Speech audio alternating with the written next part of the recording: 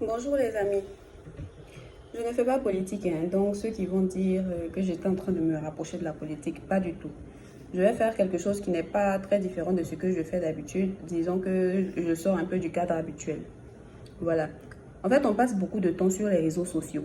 Et la conséquence de passer beaucoup de temps sur les réseaux sociaux, c'est ce que je suis en train de faire par exemple, c'est de me dire que mon avis peut intéresser quelqu'un, c'est de me dire que je peux toucher des gens.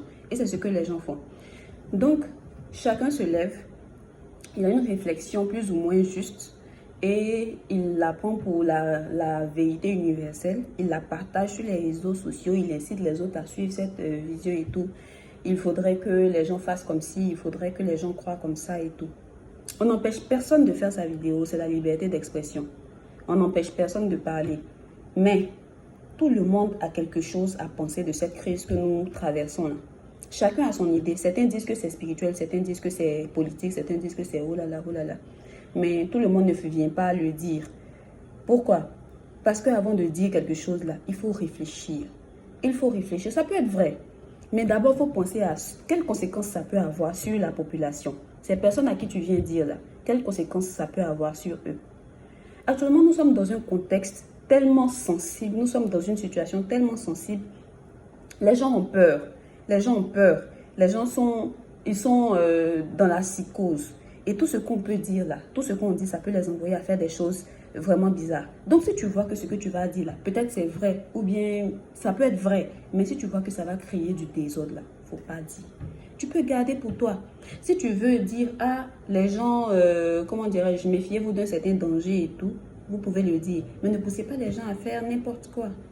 Les gens de Yopougon, on ne vous déteste pas, on vous aime. Hein? Mais il faut toujours privilégier le dialogue. Il y a quelqu'un qui a dit, non, quand on voit quelque chose qui n'est pas normal, la première des choses, c'est de réagir. Mais réagir comment? Il ne faut pas, ce n'est pas de réagir même, disons. Il faut d'abord demander, il faut discuter. On met d'abord le dialogue avant de passer à l'acte. C'est mieux. Franchement, nous rêvons de voir une Côte d'Ivoire unie. Parce qu'avec tout ce qu'on a traversé jusqu'à aujourd'hui, si on n'a pas encore compris, c'est que vraiment, les nationalistes, disons comment on les appelle même, j'ai oublié leur nom là, hein, ceux qui voient, qui parlent toujours là, franchement, le plus important là, c'est de se mettre ensemble. C'est de se mettre ensemble et puis travailler ensemble. N'oubliez pas la devise de notre pays. Union, discipline, travail. L'union a foutu le camp. La discipline a foutu le camp. Le travail, franchement, on ne sait pas. Mais nous rêvons de voir une Côte d'Ivoire unie. Une Côte d'Ivoire où les gens sont fiers de leur drapeau.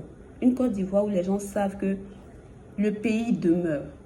Les gens passent. Tu peux ne pas aimer la personne qui est assise sur le fauteuil présidentiel. Tu peux ne pas aimer le gouvernement et tout. Mais c'est ton pays avant tout. Donc, il faut faire passer l'intérêt du pays. Quand on voit le Ghana, on voit les États-Unis, on dit ah, ils ont un véritable sentiment de nationalisme et tout, ils se comportent bien, leur pays est propre, patati patata. Ça commence d'abord par les citoyens. Vous pensez que ces pays-là, ils n'ont pas eu des présidents qui n'ont pas aimé ou bien des gouvernements qui ont fait des erreurs? Si, mais ils mettent d'abord leur pays en avant. La première des choses, là, c'est le pays. Parce que ces personnes sont des humains, ils vont tous partir. Mais le pays va demeurer. Qu'est-ce que vous allez laisser à vos enfants? C'est à ça qu'il faut réfléchir. Vous-même, là, vous allez partir. Mais vos enfants, vos petits-enfants seront là. Qu'est-ce que vous allez leur laisser? C'est un héritage de violence, de destruction et de haine? Non. Il faudrait que on puisse s'aimer. Il faudrait qu'on puisse d'abord penser à travailler ensemble, à se sortir de cette situation, de ce foutoir-là.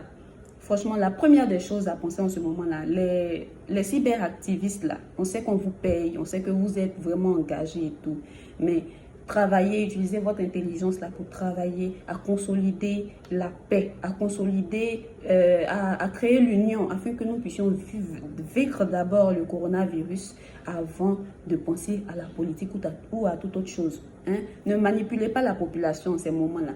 On n'a qu'à travailler d'abord à enlever ce truc-là. Et puis après, vous allez venir dire tout ce que vous voulez pour que les gens fassent la politique. S'il vous plaît, la politique, là, mettons ça de côté pour l'instant. Moi, je ne fais pas politique. Moi, je veux seulement qu'il y ait la paix dans ce pays-là. Je veux seulement voir une Côte d'Ivoire sûre pour les générations futures. Une Côte d'Ivoire sûre pour mes enfants. Donc, s'il vous plaît, merci.